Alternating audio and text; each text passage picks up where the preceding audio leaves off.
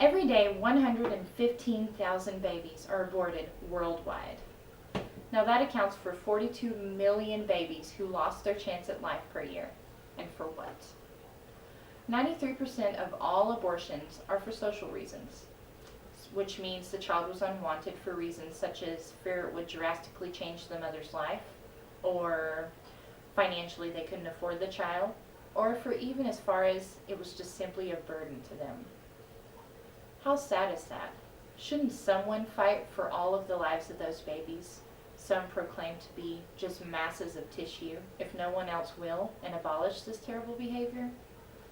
I can understand if the mother fears of medical conditions, or heaven forbid they have a miscarriage, and an abortion is necessary.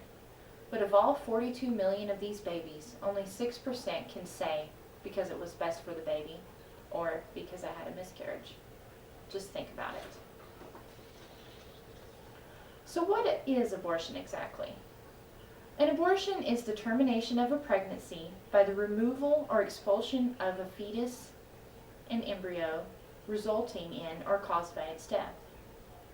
An abortion can occur spontaneously due to complications during pregnancy, or can be induced in humans and other species. It has been an ongoing issue around the world for centuries, dating back even as far as the Romans. They believed in the use of contraception, but to have an abortion, you would be completely exiled.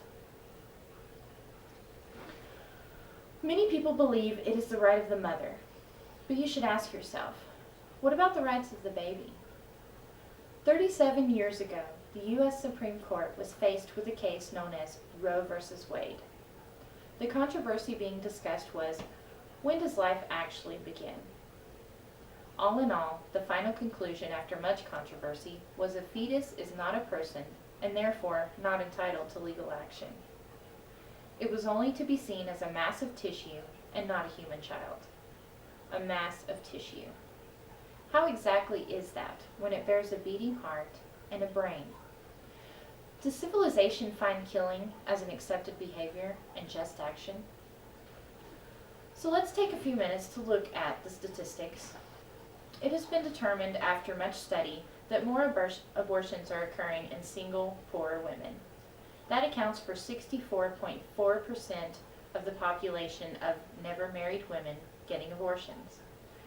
18.4% occur in women in a marriage, and 9.4% of abortions are occurring in divorced women. 48% of all women will have at least one abortion by the time they are 45 years old. And who pays for this? 16 of the states in the United States pay for abortions, including California, Connecticut, Hawaii, Illinois, Massachusetts, Missouri, Maryland, Minnesota, Montana, New Jersey, New Mexico, New York, Oregon, Vermont, Washington, and West Virginia. All pay for abortions for poor women. This money comes from public and state funds. Just imagine what else we could use all that money for. So how does it work? There are many different methods of medical abortion, which include suction aspiration, dilation and curettage, dilation and evacuation, salt poisoning, hysterectomy or cesarean section, prostalgic chemical abortion, and also a manual removal performed after 30 weeks of gestation.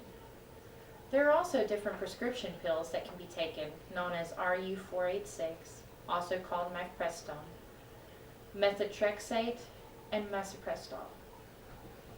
Suction aspiration, dilation, and curettage, and dilation and evacuation are all similar and most common forms of medical abortion in the United States. They involve using a suction machine to enter the uterus and suck the fetus out of the body. The dilation and curettage has a hook-like knife that scrapes the lining of the uterus to assure it's all out and avoid infection. And the dilation and evacuation uses forceps instead of a knife to grab the tiny fetus. Salt poisoning, to me, is very disturbing form of abortion, as it involves injecting a salt solution into the fluid sac of the fetus, whereafter the baby is poisoned and within an hour burned. The hysterectomy or C-section procedure is where the abortionist goes in and cuts the umbilical cord from the inside, suffocating the fetus to death, whereafter the labor is induced in the woman, and the woman births the child, and it is discarded. Prostalgin chemical abortion is where the chemicals are injected into the mother, inducing rapid labor and pushing the baby out, whereafter it dies from exposure and all alone. Many abortion-like pills are offered, as mentioned before, which thin the lining of the uterus and empties the uterus, causing lack of oxygen to the baby and making it difficult to grow. The most horrifying form of abortion is a manual form of abortion that occurs after 30 weeks of gestation and seems more cruel than logistic. The abortionist grabs the baby with the forceps, pulls it out, all but the head. Thereafter, the abortionist stabs the skull with scissors, opens it, and sucks out the brain with the suction, and pulls out the baby and discards it. Now, some of these methods are legal in the U.S., such as the dilation curettage, the suction aspiration, the dilation evacuation, and the drugs RE486, and the other prescription and chemical drugs, or some aren't, like the salt poisoning and the horrible 30-week manual abortion. But the fact is, they're still occurring every day all over the world. I know it must be a lot to take in at the moment, but the facts are brutal, and really all we have in deciding whether to believe in pro-choice or pro-life. The biggest question is, which one do you believe? Thank you.